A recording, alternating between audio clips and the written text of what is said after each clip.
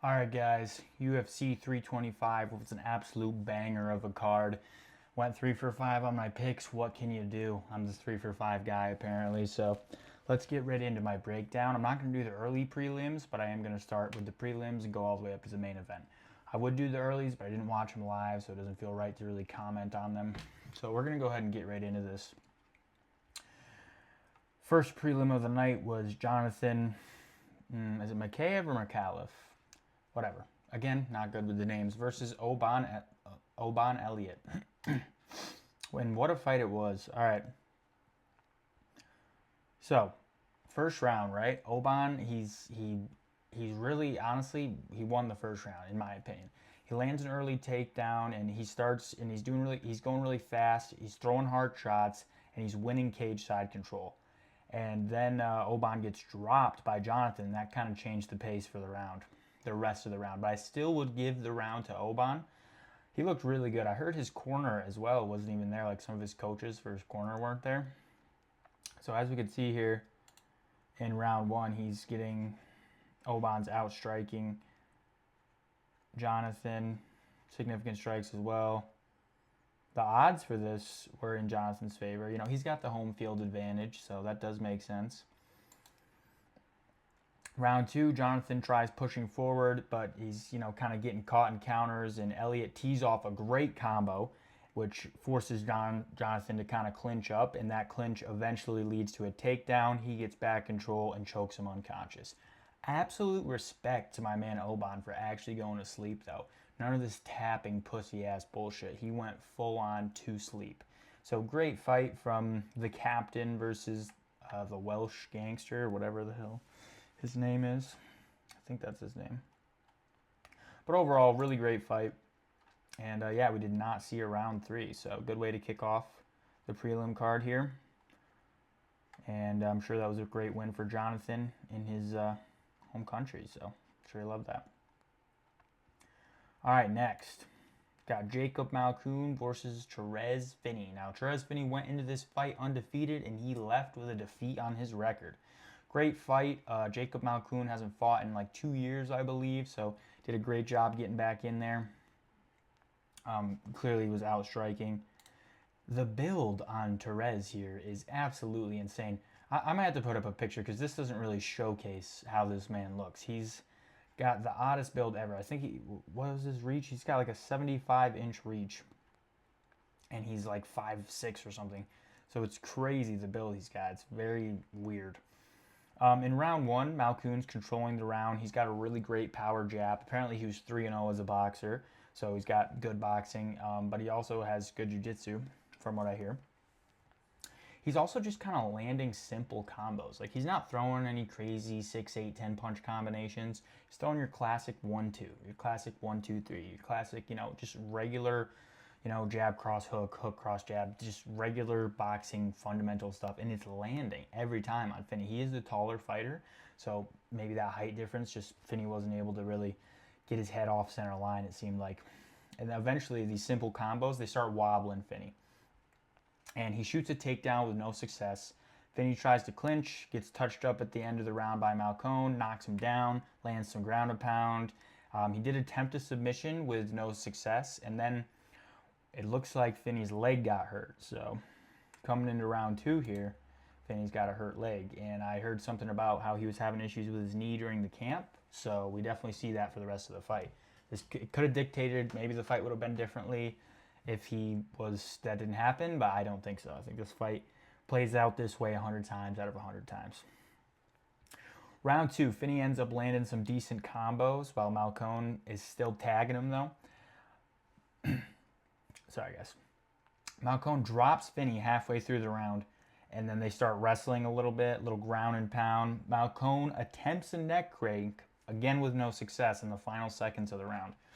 And as we can see here, the total strikes were just insane. Like, it wasn't even close. It wasn't even close at all. He had 2 submission attempts, like I was talking about there, significant strikes and the knockdown. Finney just didn't seem to be able to really keep up with the pace. And the footwork from Malkoun, he was kind of moving side to side a lot. It was just really throwing off Finney. Finney wasn't listening to his corner at all. His corner's like, do a combo, go for a takedown. He didn't attempt a single takedown, I don't think. takedown. Yeah, no, he didn't attempt a single one. So, all right. We made it to round 3, much to my surprise. I thought that Jacob Malcone here was going to finish him, but didn't end up going that way. A little closer on the striking in round 3, but in the end, just wasn't enough. Finney starts throwing some big shots early, and then we see some clinch work against the cage. We see a lot of that this round. Malcone lands a single leg takedown and holds him against cage side for the remainder of the fight, and then that's kind of how you see it go in the end. And Malcone didn't have to do much this round. He already won. It was a very dominant fight, so good job for him.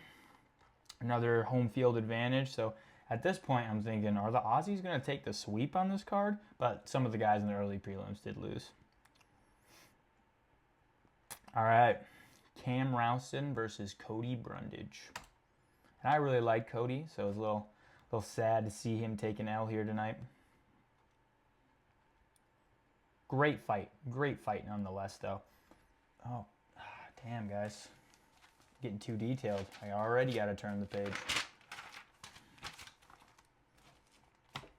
Now, I don't know a lot about Cam Rowston. I know more about Cody Brundage because he's only had like a couple fights in the UFC, I believe. So I didn't know a lot about him going in. Glad I didn't make any picks on this guy. So round 1, they're kind of both trading leg kicks. We see some good combos by both guys. Cody is winning like fast clinches. Like he's doing a good job with the fast clinch. And he's very explosive. Like he's the shorter guy, but he's very, like he would walk him down across the whole octagon at some points, just teeing off some crazy combos. Cody hits him hard. Rowston ends up on the ground. It looked like more of a slip or something. I don't think it was like a knockdown per se. We see a lot of aggressive counters from Cody. And Rowston does end up landing a kick right into Cody's balls. Cody doesn't take much time. He gets right back on there. Obviously, they stop less than a minute probably, and then he's right back in there. So that was really good. I love to see when they're like kind of quit. They're, clearly they're not trying to milk it. They're trying to get right back in there. So yeah, round 1. Wow, surprisingly, Rowston here did actually land more total strikes. I definitely thought that Cody was taking that one. And more significant strikes as well. Interesting. Again, I don't know about these stats, guys.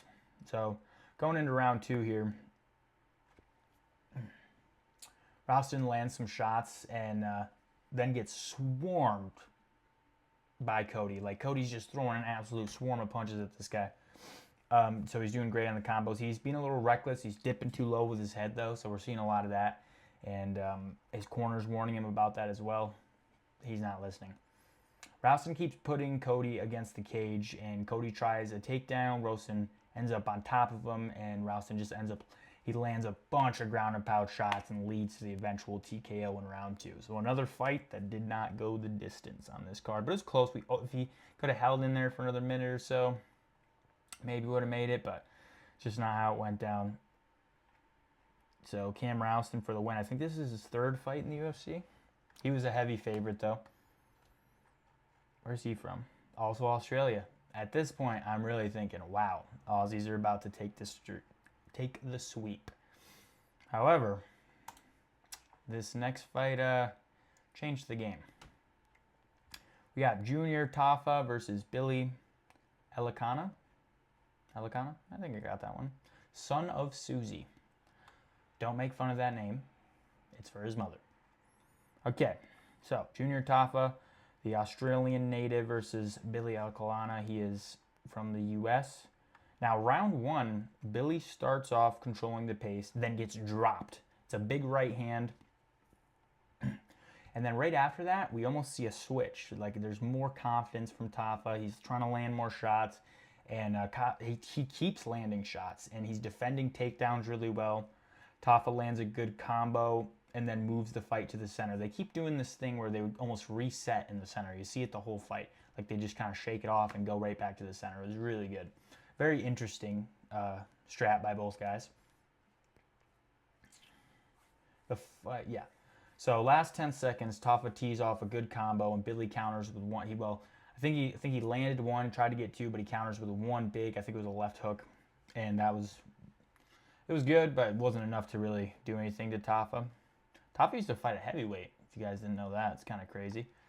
So he's cut a lot of weight, and you can tell he used to be a little fat. So yeah, more strikes. Tafa was destroying him this round as far as that goes, and the knockdown as well. So definitely round 1 goes to Tafa. And at this point, I'm really thinking like, holy fuck, this guy's about to whoop the fuck out of Billy. All right, on to round 2. Billy's not tired. That's what we noticed right away. Tafa's starting to, maybe we're seeing some fatigue. Billy, nope, not tired at all. He is ready to go the distance. And I heard he has really great cardio. Both fighters keep doing that resetting in the middle. They like Lance whatever, they keep resetting in the middle, which is interesting that they're both so willing to do that. But, you know, made for a good fight. Billy lands a big 1-2 combo that hurts Tafa. And then we see sort of a switch the other way, where Billy's getting more confident and Tafa's getting a little more worried. Billy grapples. He grapples Tafa to the cage and lands a takedown. Billy takes his back, then submits Tafa with a rear naked choke. Tafa tapped, though. So he didn't show that same resilience that we saw earlier tonight. But as far as striking goes, he was out striking him this round anyway. So I think if it were to make it to a 3rd round, you know, if this fight went the distance, I think Billy wins every time. Although I don't know. Like I said, it was a really competitive, good first round from Junior. Even though Billy got dropped, though, he did seem to bounce back really well. Like you see him right away, just ready to get back. He recovers super well. Okay, so that's it for the prelims. This was the first that I saw. Like I said, early prelims, they were losing, the Australians. But this was the first one that I saw where a Australian lost. So right there, I lost the momentum. Okay, now is where my picks started. Went 3 for 5. Not too bad, not too bad. I just can't predict co-main and main events, apparently. It's just not my thing, I guess. So we got Quillen Salkhild versus Jamie Malarkey. Weird looking guy that Jamie is here. All right, Quillen. And this went exactly how a Quillen fight goes. 1 round. So he is on an absolute fucking heater right now. He was obviously my pick to win. If you didn't pick him to win, you're stupid. You're very stupid. If you thought Jamie was going to somehow pull off a miracle, it just didn't happen. So, oh dang. Gotta flip again, guys. Okay, yeah. All right. Round 1. Quillen lands a takedown early. Jamie, yeah, he lands a takedown early. Jamie stuffed the next takedown and started to like kind of hold Quillen against the cage. And at this, people are starting to say, wow, like Jamie actually prepared for this fight. Like he's trying to get out here and he's trying to get a win here. And he definitely did prepare really well. And I think he did better than, even though this sounds wild to say he did better than what people were expecting, but he made, you know, he didn't even make it out of the first round. But you got to remember, Quillen's an absolute killer. So I'm not surprised that the fight went the way it did. But Jamie is able to kind of hold Quillen against the cage. Eventually, he lands a takedown of his own, and that's like, wow, I was super shocked to see that. Quillen gets up quick, though, and they end up against the cage again. He tried to kind of grab a single leg and ate some shots from Malarkey. Yeah. Everyone was betting Quillen to win by knockout, but that is not how the fight went. After that head kick, people are so... The recency bias is wild. Quillen has an insane judo throw. What was it? Iranian throw or something, DC said? I don't know. Again, I'm a casual. Don't know all the terms and everything. Down to the mat, and he ends up getting Jamie in a neck crank, to which Jamie taps. But prior to that, he was out striking him. Honestly, very impressive. Jamie was able to land his own takedown. And yeah, here are the odds. So I am not shocked. Oh, damn it. Not shocked in any way that Quillen was able to defeat him like that. Next up, we got the heavyweights, baby. Tai Tuivasa versus Taliesin Teixeira, I believe. But this fight shocked me. This fight I mean, I was right on my pick, but I was wrong when I said that this fight would not go the distance, because it did. And I don't think a lot of people, I think the odds for it to go the distance were plus 600 or something. The odds for it to not go the distance were negative 1200. So it was like impossible to make any money out. Well, so you thought. Anyone that bet that was taking home a good payday. Teixeira ended up being the big favorite at the beginning of this fight. They closed out with him being a big favorite. However, it was a fairly, close-ish fight, in my opinion. From what I heard, Tai had to cut down from 318 pounds to meet the heavyweight limit of 265, which is just insane. I was in shock that that's how that went down. So let's get right into this here. Round one, as we can see, there's a big difference between total strikes here and takedowns, everything. Just a very dominant round from Teixeira. Tai starts pushing forward early, but then gets taken down also early by Towson. He starts landing some ground and pound, gets him against the cage. Tai gets up just to get taken down again. Towson continues to try and find a sub while eating some shots on the ground. Tai gets up and lands some shots in the clinch, and then he just holds him against the cage for the rest of the round. Now, right after that took a lot of energy out of Towson. So he's very tired. I mean, Tai's tired as well, but Towson's very, very tired going into round two. So just keep that in mind, guys. Round two. Towson starts mixing it up a bit, throwing some kicks up the middle. Not to really any success. Seems like Tai was kind of slipping him. Tai's throwing a lot of leg kicks, which they talked about that may be a problem for Towson. And you see him like towards the later rounds, he starts, maybe that's bothering him a little bit, but nothing too crazy, it seems like. Towson lands a crazy hard combo and then lands a takedown right after. It was like two hooks, jab and two hooks. He was fucking insane. The way, maybe I'll put up a picture of the shot that Tai ate here. It was right then and there I knew, yeah, Towson can't knock this guy out, because that was a clean, hard, I was like, yeah, no, it's not happening. But he did a good job at going to a takedown right after that, and I don't blame him, because if he can eat shots like that, you're not knocking this guy out. After he lands the takedown, he ends up on top of Tai, obviously, starts landing some ground and pound shots. You can see from both guys that they're very tired. They're kind of just laying there. Not much work is getting done. Then towards the end of the round, you see some up shots from Tai while he's on the bottom position there. And good try for him, but didn't have much success really. And a notable mention here, this was Towson's first time making it out of the first round. About 45 seconds in, a minute in, they had a little thing pop up that said, this is the longest fight he's ever had. I'm like, what the fuck? A prediction I'm going to make for both of these guys is neither of them will ever be champion. I'm going to go ahead and say that right now. Towson maybe has a chance if he can work on his cardio and just become, if he had better cardio, he has, but he'll never make 5 rounds. He'd have to do a 5-round fight to be champion. It just wouldn't happen. And Tai, this is his 6th loss in a row, so I don't see him, honestly. He may be done. He didn't say anything. Maybe he'll do another one, but Tai's got to be coming to the end of his line here. I'm surprised he hasn't been cut already. All right, round 3. Now, we do see more strikes from Tai here in this one as far as the stats go, and more significant strikes. But it's too late for him to possibly pull off any type of win here. Both guys are super gassed, especially Towson. It seems slightly more gassed than Tai, at least in the early parts of round 3. Clinch work from Tai does great, and then he tees off and hurts Towson bad. He has good tee off the clinch, hurts him pretty bad. Like you can tell he's shaking his head. Towson fires back, but Tai lands some more big shots, and then back to the clinch.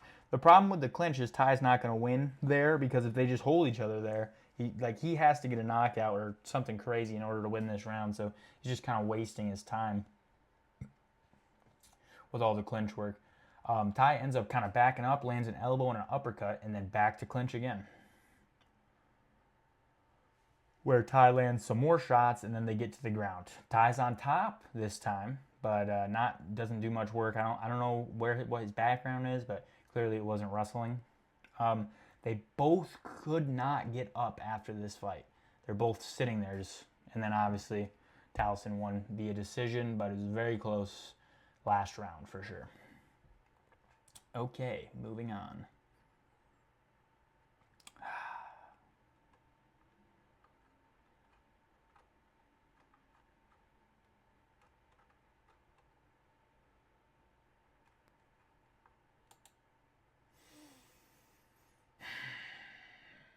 This is where it all went downhill. As far as my picks go, Rafael Fiziev versus Marcio Ruffi.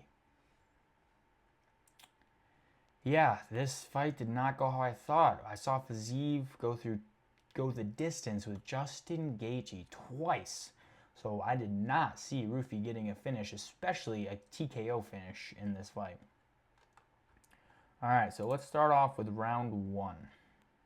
Obviously, we'll start off. Now we're gonna start off with like, I don't know, round three maybe. We'll just only talk about round three. All right, round one. As we can see,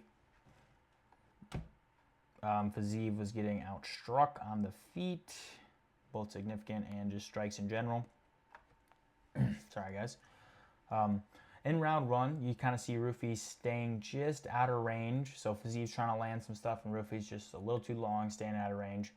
They both start landing some low kicks just to get some shots off. It almost seemed like Fiziev was almost mirroring what Ruffi was doing at a couple times during this fight. Let's see, they ended up doing some cage side clinch work, which led into some good exchanges from both guys. Ruffi starts mixing it up at the end and capitalized on Fiziev keeping his head center line. Fiziev was having a real hard time getting out of the way of his jab and his straights. So, but honestly, he was eating them so well. I was like, wow, holy. I mean, I wasn't shocked because, like I said, he went the distance with Justin Gaethje twice, so I wasn't in terrible shock over that. I thought it was maybe shocking Ruffi more than myself, but. And then round two, again, outstriking, significant strikes, and he got the knockdown leading to the finish. But basically what ended up happening, Fiziev starts throwing a lot of kicks. He's just getting caught, again, just still getting caught with a lot of jabs and straight. Fiziev's keeping Ruffi on the back foot because he's just coming forward continuously over and over and over again. But he's eating big shots. So Fiziev, just eventually those big shots lead to be too much. He gets dropped by 2 punches. It's just a typical 1-2, it looked like. Or maybe it was 2 right hands, I don't remember. And it led to his eventual TKO. Goddamn, Ruffi. I also did learn there is some turmoil. Jean Silva, wow, good pronunciation, me, ended up unfollowing Ruffi on Instagram, from what I hear. Well, the odds makers were right on this one. There was a reason he was the favorite, but it made sense to pick Fiziev. I mean, like I said, went the rounds with Gaethje, great fighter, was way above him on the rankings, so I thought he would sneak out a win here. Now, Dan Hooker versus Benoit Saint Denis. This was the last fight that I got right for the night. Look at this guy. Benoit's got a very interesting face. Also, would like to apologize to Dan Hooker. When I was making my predictions video, I said that I was confusing him with Craig Jones. Craig Jones was the one that said that to the kid where he was like, oh, I've done more drugs than you drinking glasses of water, etc., etc., etc. My apologies, Hangman. I did not mean to sully your name like that.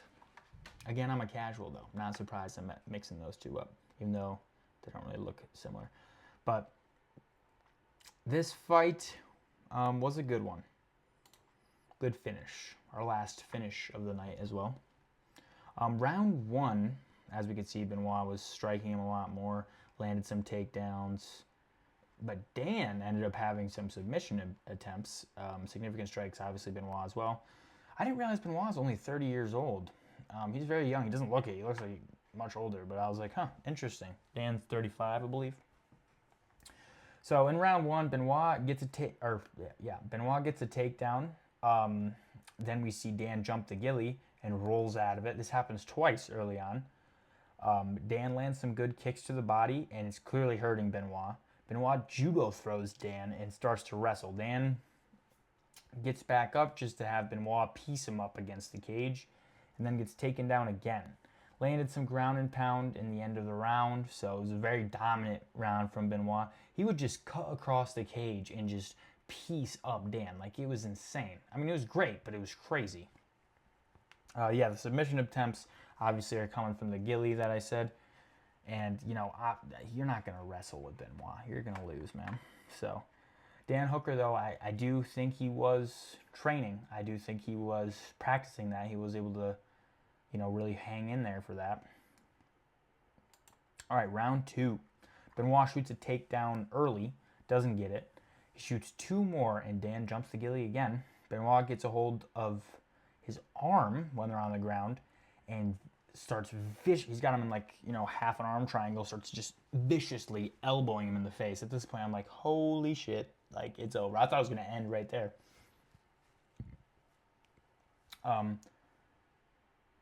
What? Okay, Benoit has Dan in a choke. Dan is able to fight through and not get submitted. Just a true test to his resilience. That was insane. I totally thought that was it. You can hear everyone like, oh, he's about to tap, he's about to tap. Doesn't tap, able to get some breathing, and then obviously eventually Benoit can't hold that choke that long, just kind of loosens up. And unfortunately, that right after that, Benoit starts dropping some elbows, body shots, punches, just flurries them until the eventual TKO of Dan Hooker.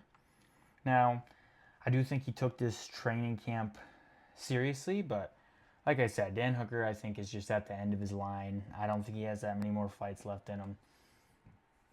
You know, as tough and as great of a fighter as he once was, he's still a great fighter, don't get me wrong, but he's got his own fight promotion now. Just seems like he's kind of, you know, leading away from the UFC, in my opinion. All right. The main event. Alexander the Great Volkanovski versus Diego Lopez. I don't know his nickname. Damn, such a casual. 2. The second fight. Now, I think personally that Diego did better in the first fight. I don't remember the scorecards from the first one, but in my opinion, Diego did much better. Unfortunately, guys, for some reason, Paramount doesn't have this fight in the archives. What's that about, Dana? What's going on there? Hopefully they have that fixed soon, so a lot of these round breakdowns are going to be, unfortunately, from memory and some highlights that I was watching, but yeah, I didn't get to rewatch the fight before making this video, so sorry if this isn't the greatest breakdown, guys. Yeah, so Volk versus Lopez. The electricity when Volk entered the arena tonight was just insane. Everyone's screaming the song, and it's just, it was nuts. And I really like Volk. I did have Lopez to win because, like I said, first fight was close, so I was like, oh, like, I think this is it. I think he'll take this. So what else did I get wrong? So I got this right, this was wrong, right, wrong. Okay, I guess okay, yeah, 3 for 5. Yeah, sorry guys. All right, round 1. We see this round was fairly close. Total strikes, though, Volk won. Significant strikes. Ooh, I didn't realize this. Significant strikes were matched. So this is why I'm saying this was a close round. But obviously, you'll give it to Volk for having more strikes. Submission attempts one. Yeah. So I thought this was very close. Could have been either way. People in the comments were kind of split. Oh, Volk, oh, Lopez. Nobody was really sure. But round 2. Oh, sorry. Let's continue on round 1 here. Volk establishes control. He's hitting a lot of fast jabs, a lot of feints, low kicks. Lopez does land some power punches, so that's where we see that significant strike being perfectly matched with Volk. And then round 2, total strikes, barely sneaks it out, and then he does land the takedown and has a submission attempt to no success. Significant strikes, also very close still with Volk, slight advantage there. Volk, he's definitely picking the pace in this round, and he is maintaining control cage side really well. Lopez does well defending the takedowns, but he's definitely fighting off his back foot. Like, he's getting pushed by Volk, it seems. To me, anyway. Got some shoulder pain here, guys. Life of a fighter, man. Not really. Unrelated. All right, round 3. Now, wow, okay. Wow, this is crazy. So total strikes, Volk had more strikes than Lopez. Significant strikes. Volk had more. Wow, Isn't this when he got dropped? I was under the impression that Volk got dropped this round. Interesting. I thought Lopez won round 3. Interesting. My opinion, this was Lopez's best round. He was more aggressive, throwing more combos late into the round. Volk did get clinch control, so that's maybe where you could have given the round to Volk, but I thought he took it. Honestly, I'm surprised that this is how the stats are looking on this one. And then into the championship rounds is when we start to see the veteran expertise from Volk coming out. Total strikes, barely beat him on that. Significant strikes, same thing, but barely is just enough when it's a fight like this. So we can see, Lopez is a little less springy. So I think his feet are compromised, I believe. Volk starts mixing it up. Lots of punches, takedown attempts, etc., etc. Lopez was doing this thing where Volk would land a shot and you'd shape like, oh no, it didn't hurt. I hate that banter in the cage, and it didn't work in his favor here either. So yeah, round 4, great from Volk, and then round 5, very dominant from Volkanovski. Like I said though, we see the spread. There's something wrong with Lopez's feet clearly. Total strikes just absolutely outstriked him. Landed 2 takedowns, but Lopez did have a takedown of his own, so that was interesting. Significant strikes, same thing. Lopez is getting caught with jabs. Volk's backing him up, and Volk is fighting very smart this round. Lopez ends the round getting teabagged by Volk. I will put up a picture of that. Very sad when your pick's getting teabagged by the guy you picked to lose. Not a great. I can't, dude. I'm just not good at. Can't get 5 for 5. Next time I'm going to do it, though. I can feel a 5 for 5 coming next time. I'm going to break this 3 for 5 curse that I'm on. But also, I heard, and a testament to what I was saying about Lopez's feet, I heard he broke both his feet. Maybe I'll throw up a picture of that, too. All in all, a great card. All in all, a great card. Good card to see in Sydney, Australia. Hope you guys enjoyed this video. If you did, please like and subscribe. I'm going to try to hit 100 subscribers by the end of the month. It's a wild goal, but I think I can do it. Peace.